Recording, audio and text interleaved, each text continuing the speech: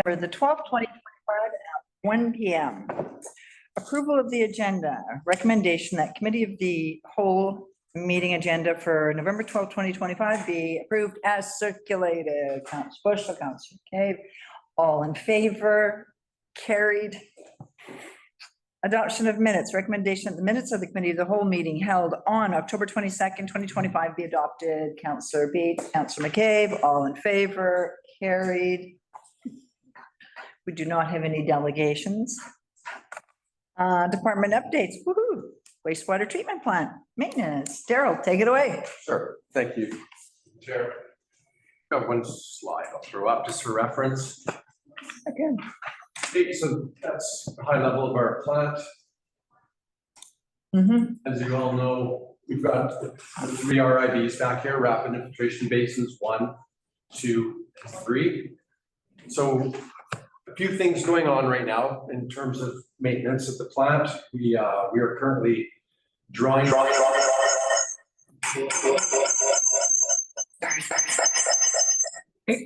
Cool, great sound effect. Thanks. Practice.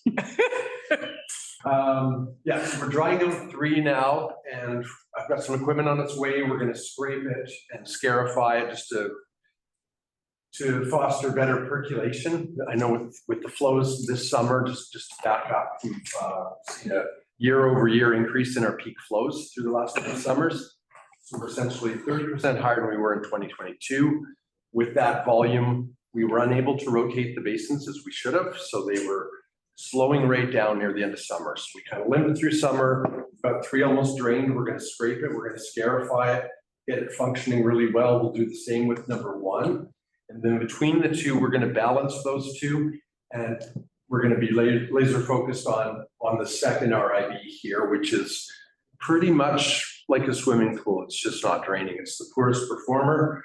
So on one side of things, we are getting some input from the Ministry of Environment in terms of what they want to see back into the rapid infiltration basin. We're looking at some coarse material. We're looking at fully restoring this one.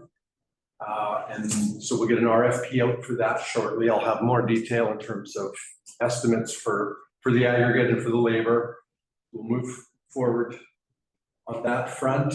And then I guess the big news is, once we get these all operating like they should, we're still in a position where we're going to need a 4th. So this is kind of the laid out area that we're looking at. Urban Systems has helped us pick a great spot. We've had it surveyed. We've gotten this in front of MOE. So we are in the process of getting a permit for this. So that's coming, and I'll have more detail on the costs for that as well. So yeah, lots going on back at the plant, a lot of maintenance inside, and we're planning for the future here. Perfect, that's awesome. Thanks, Daryl. Questions? Councilor Bushel. That's through the chair. Thanks for that info, Daryl. Sure. How do we scrape them? How do you use a hoe or some type of hoe? Yeah, we can just take a little mini. We don't want to be packing things down, so yeah. we just take an inch off, just get the crust off it, then we'll make windrows and we'll pick it up and remove it. And then we come back with the scarifier like a ripper. Yeah. About 10 inches, and we'll scarify it. Okay. I'd love to have a tour. Yeah. Thank you. Okay. Any other, Councilor Beach? Yeah, through the chair, Daryl, where does the sludge, where does the sludge go when you remove it? Where do you take it? Yeah, so the sludge currently, this is our drying bed here. So we'll stockpile the sludge until it dries, and then we'll take it as a biosolid to the dump. Any other questions? Sounds like a great plan. Thank you, Daryl. Okay, public notice bylaw, alternative means of notification. Campton, did you want to speak to that? Yes, please. Thank you through the chair. I'll take it away. So this is the public notice bylaw discussion, and I just thought I'd provide a quick overview of what that entails. And the purpose of having this on the agenda today is to see if council is interested in developing a public notice bylaw. So Bianca's going to pull up our presentation here. Thank you, Bianca. So I thought I'd start by providing some background. So local governments must provide advance public notice on a variety of matters, including public hearings, elections, and disposition of land as some examples. In February of 2022, local governments gained some flexibility in how statutory public notice is provided through changes to the Community Charter and the Local Government Act. So now council has two options for providing statutory notice. The first is to continue using the default requirements for notice, which is publishing notice in a newspaper once each week for 2 consecutive weeks before the consideration of that item. While the second option is to develop a public notice bylaw that establishes alternative methods of providing public notice. It's important to note here that the bylaw must specify at least 2 methods of publication by which the notice will be published. So quick overview of our current practice. The District of Sicamous currently advertises public notices in the Salmon Arm Observer once per week for 2 consecutive weeks leading up to the consideration of the decision. Notably, the Eagle Valley News and the Shuswap Market News were consolidated with the Salmon Arm Observer in April of 2024. So now that's our local newspaper that we advertise in. So up on the screen, we've got an example of what one of our advertisements would look like in an e-edition of the Salmon Arm Observer. For this case, it's our council procedure amendment that will be considered later today. It's been published for 2 consecutive weeks and gives people that opportunity to know what is being considered and when. Another important thing to consider are some of the associated costs with this statutory advertising. So in 2024, the District of Sicamous spent a total of $11,231 on advertising statutory notices. A breakdown by department is available up on the screen. And in 2024, we can see that the Development Services Department was the biggest spender on statutory notices with a total of $7,428. It's also important to note here that the costs for statutory advertising are expected to increase in 2026 due to the statutory notice requirements of general local elections. There will be lots of different things that need to be advertised, and we'll have to advertise them based on what our practice is for providing those statutory notices. When we talk about a public notice bylaw, we are considering alternative methods of publication for public notice. Options currently available to the District of Sicamous include our website, social media platforms, email subscription services, a local newspaper with a different publication frequency. So for example, 1 week before we would publish instead of those 2 consecutive weeks, and our community bulletin board that's in the lobby of Municipal Hall. Legislation requires that alternative methods of publication meet 3 key principles. So here we're talking about reliability, meaning it's dependable and trustworthy, suitability, meaning it's appropriate for the type of notice that's being provided, and accessibility, meaning that it's easy to access and has a broad reach throughout the community. We also conducted a little bit of research on other municipalities and regional districts that have adopted a public notice bylaw. This research included identifying which alternative means of notice these other municipalities are using. And we found that most commonly alternative methods include website posts and email subscription services as those 2 means of notification. Some municipalities have also continued to publish in a local newspaper, but altered the frequency in which the publication is made. So instead of advertising for those 2 weeks, making provisions to advertise 1 week before the consideration of the matter.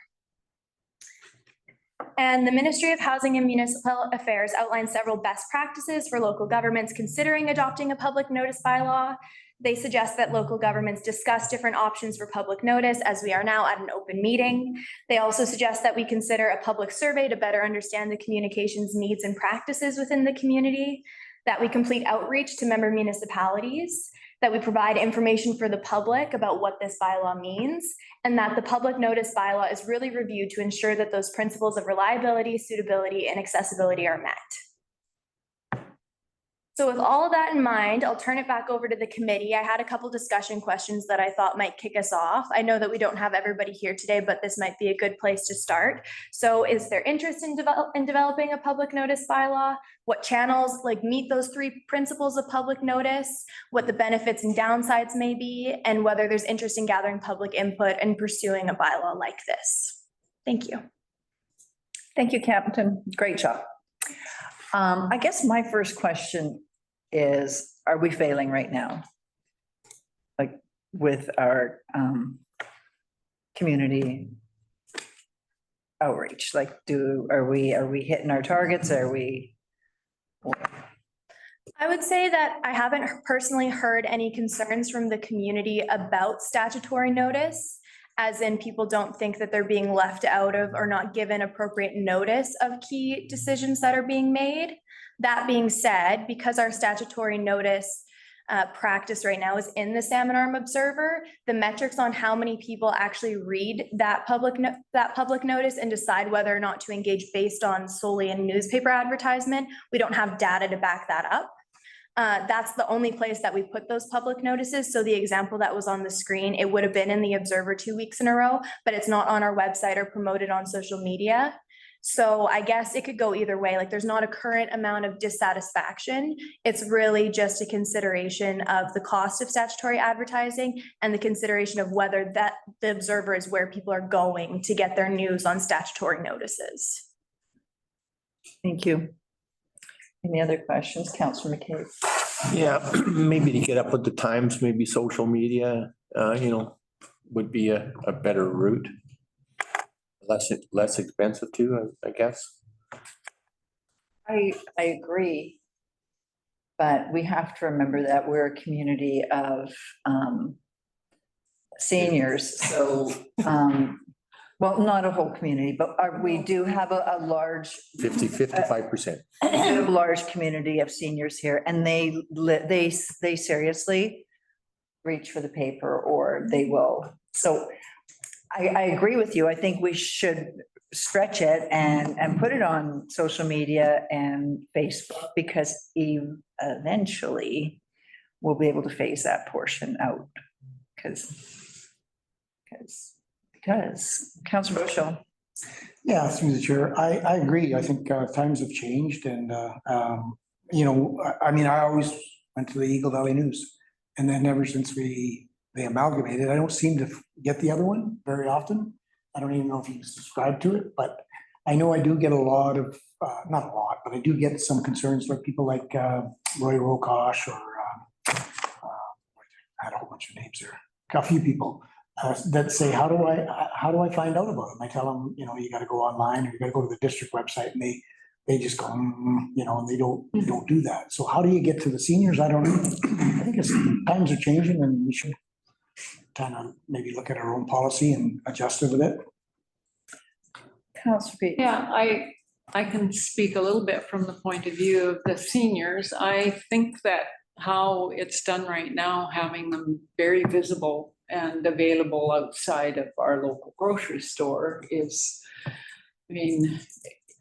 anybody can have somebody pick up a newspaper for them. In fact, I do deliver newspapers to a lot of the seniors that way.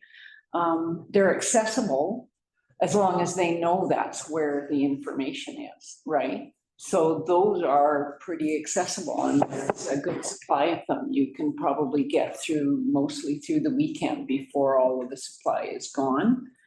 And I don't know, I kind of think that works. And then barring that, you should take into consideration that the younger populations are going online. They can look it up on a website or go on Facebook. Could we add that to what we already do? So you have a board here in the lobby that has everything updated continually, right? Yeah. So to Pam's point, could we take a picture of that board and post that board on Facebook and social media?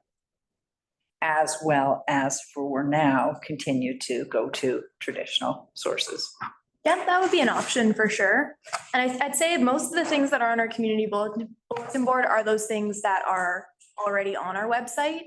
Like, we adapt our website content to put onto the bulletin board. As far as statutory notices go, those are like the more like public hearings for land use matters that are advertised traditionally in the paper that we don't generally take to our social media platforms, just because of the different audiences. Yeah. But it's definitely a part of the discussion if those advertisements are being read and considered alongside the news that people read the newspaper for, right? If they see that article or the advertisement next to 3 articles about Salmon Arm City Council, if they're actually taking the time to read it and connect the dots of Sycamoose, I'm not sure. So it really is, it's an interesting discussion, but we can definitely continue if that's what council's preference is at this time. We can continue with our statutory advertising twice, 2 weeks consecutive before consideration. We can look at changing that frequency to 1 week before consideration. Those are kind of the options that are on the table, I guess. Councillor Bushel. I like the idea about drafting a bylaw with what you've heard today and maybe consult with the seniors group and see what they like. But I like the idea of trying to save $7,000, not just development, the development department, but that's a lot of money. You know, you start looking at that every year. And if things are changing ways, I like the idea about drafting a new bylaw that would include different ways to inform the seniors, because it's really the seniors that are the only really ones, I think, isn't it? Yeah. But until we get to that point, we're still gonna have to spend the money to. But if we could do some public consultation with some seniors, because you know what, let's face it, a lot of seniors too are pretty technically savvy. Some not, but there are a lot that are. So they know how to get to the district site so maybe we draft, but put a end date on the traditional newspaper so that we're letting people know that eventually this will be just electronic. So I think what I'm hearing, if I've got it correctly, is council would like corporate services to work on a draft for it. Keep 1 foot in the old way of doing it, but 1 foot into the more modern way of doing it. So maintain at least 1 newspaper advertisement, but also open up the other options. Then we can prepare a draft and bring that forward to council. And as part of that process, we'd also do consultation with the senior. Councilor Beach. Just as a senior thinking, hoping that I have probably 20 more years, maybe. I'm just thinking of the number of seniors that would read the paper or would read a newsletter, but would still never, even in that period of time. And they probably, a lot of them have got 10 or 15 years, maybe 20 more years. I have a lot of them that are in their 90s. So that's quite a long time to have 1 foot in 2 places. Can we do a bit of both? Like, can we have that option of the printed matter for a week? And then, like, I wouldn't like to see it go away really quickly, totally from newsprint, because there would be a lot of people that would have trouble with that. Yeah, a lot of people. And that's, I think we're saying. Don't have the mobility to even get out and get a paper. Yeah. They, But going just from 2 to 1 would be Yeah. production. yeah. Could I ask if, what do we consider senior? Like, what is the minimum age here to be a senior? It depends. They've just changed the qualifications for any of their benefits to 65 and above, haven't they? But it depends. I mean, Yeah, I if don't you know. go to A&W, you're a senior at 55. You should find that out. I mean, it would be good. Yeah. I don't know if I've heard that they've changed, like, I just think that we should find out generally where that is, like, is it 55, is it 60? If it's 55 or 60, some of our, why are you just smiling at me? Well, some of our seniors already know, right? The stats can, is that 65 for stats can? Is it? Senior? It's just, the age is just raised as to when you can start to apply for contributions, so. Shauna, did you have a comment? 5, I don't want to be a senior. She knows where she get deals now. Anyway, okay, well, I think, Gord, did you have another comment? I was just wondering about, if you were to send something to seniors, that they post anytime we have a public notice, we send it to them and they post it on a board. Yeah. People that can actually physically, they like to or even maybe you have handouts or something, but they actually like to, look at it, Yeah. not on a computer. So I don't know if that could work as well. Who are the seniors? Who are the seniors? Where are we sending this? Go ahead, Captain. Through the chair, I've also had that thought of if there was somebody at the senior center who knew how our website worked, how easy it would be to just do a training session and then have those materials available to be printed out for those who aren't online. So that's definitely something that we've had conversations about as staff, is how to, increase the accessibility for seniors, specifically at the senior center. So that's something that we've considered in the past. We just haven't gotten to put it into motion yet. But I think that this conversation is a kind of a good way to kickstart that engagement. Councilor McKay. Yeah, so to Dean's suggestion, I would make a motion that we direct staff to look into establishing a bylaw for public notice bylaw. Public notice bylaw, other means of notification. I will second that. And report back to council. Mhm. That's great. All in favor? And that's carried. That was fun. We're gonna go to mayor and council reports. Councilor Bushel, let's start with you. I don't have a lot to report. I've been kind of busy out of town lately, but I did go to a sneeze meeting. I think that was a good meeting, and they had a consultant there. And did a presentation on possibilities of, the dredging and channel, trying to deepen the channel. So it was an interesting meeting. They're still working on their data with all their members and trying to gain more members as well. Anybody that's interested or has a foreshore property and wants to try and sneeze, get a hold of Carly and I think that's $300, is it not the I think it's 300, yeah. Councilor Beach?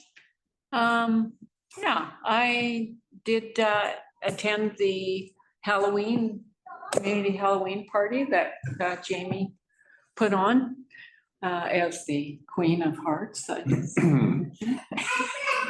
So that was fun, with the Eagles helping out. That was really a good time and interesting to be part of. And I also attended on Monday, I did go to the Indigenous Veterans Memorial Ceremony in Enderby and represent the district there. I didn't expect to have a little speech. I was asked to say something, so I did. Fumbled my way through. Anyways, that was very nice as well, all outside, and the weather was beautiful. Yes, and then on Friday coming up, I'm planning on attending the Okanagan Mussel Committee meeting to see what the rest of the Okanagan is doing about educating on mussel, the invasive mussel. So I'm looking forward to that. That'll be a full day in Kelowna. In Kelowna, yeah. Yes, thank you. Not much to report. Back from a 2-week holiday. Nice. Going to Mexico Saturday. Thanks for popping in. Nice of you to be here. Looking forward to our ribbon cutting ceremony tomorrow for our new community health center. Yes, Right. Public's welcome to attend. Yeah. It's 4 a o'clock tomorrow. big milestone for our community. Absolutely. Hey, do we have Siobhan online? Okay, I'm gonna go back to Gord because he forgot to mention something. Maybe you mentioned the ferry dinner and auction. Yes, I got it on my list. I last Saturday attended Constable Piper's funeral, and it was, I think, a private small service. So he had, he was such a local hero and such a good friend to all of those that knew him. So he will be missed for sure. they talked about, he did get a Valor Medal, which is, he saved the life of the lady that fell through the ice on Mara Lake and got the Medal of Valor, which was he selflessly dove into the water to bring her out. And she was there. So it was, yeah, and it was emotional, and he will be missed here. So just wanted to share that. I attended COW last week. The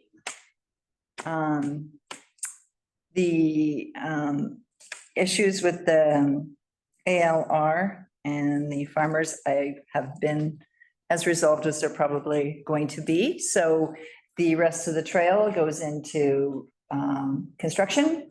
The 12.5 million, I think that Spotsylvania has, will now be released, and construction will for the next 50K. So our trail will be 56K come spring. So which spins into supporting that ferry, because 11,000 people went across on that ferry in 9 weeks. So with 56K of trail, I suspect that number is going to be going up huge. So the ferry will need to operate more hours and probably staff a bit more. So on the Gord, what's the date? November 28th.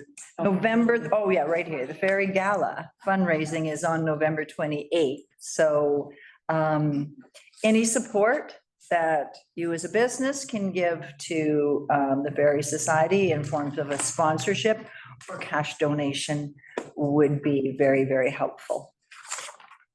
It is also, I also went on the Eagle Valley Senior Housing tour with Bianca and Kenton and Nicole.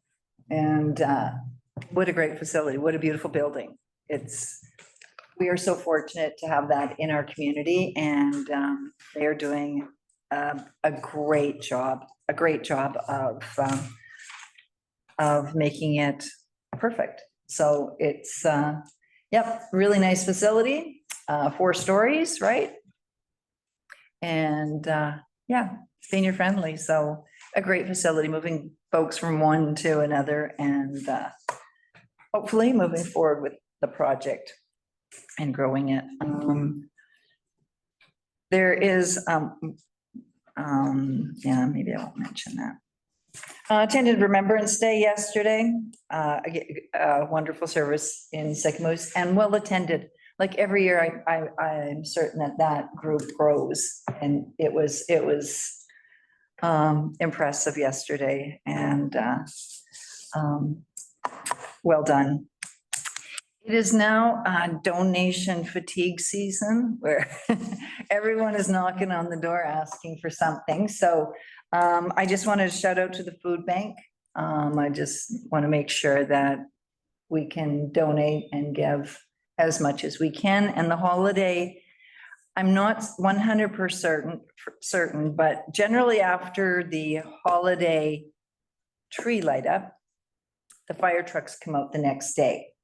Now, last year they tricked us and came out the Saturday before, and I was not prepared. So for those of us that like to contribute to the fire truck, the holiday fire truck that comes and collects, maybe just be prepared the week before as well, in case the date's not quite locked in yet. So, and as Malcolm mentioned, the health center celebration is tomorrow at 4, which is amazing feat for our community. And yeah, so anyone that wants to attend is welcome to at the health center.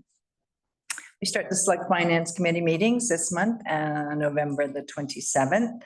So for those of you that want to be a part of how the District of Sycamoose spends your tax dollars, please, you're more than welcome. It is an open meeting. So it'd be nice to see people out.